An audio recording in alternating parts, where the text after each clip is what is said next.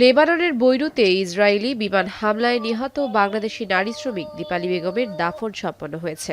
বেলা 12টায় তার জানাজা শেষে গ্রামের কবরস্থানে দাফন করা হয় তাকে।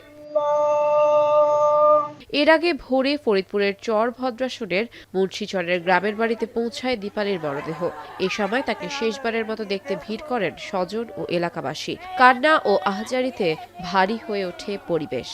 এই ওকার থেকে দিছে হলো মাইক্রো দিছে হলো, আর ইয়া থেকে মন্ত্রণালয় থেকে দিছে হলো অ্যাম্বুলেন্স দিছে।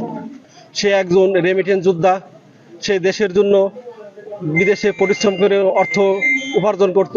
মৃত্যুর 1 মাস পর বৃহস্পতিবার রাতে শাহজালাল আন্তর্জাতিক বিমানবন্দরে পৌঁছায় দীপালির মরদেহ।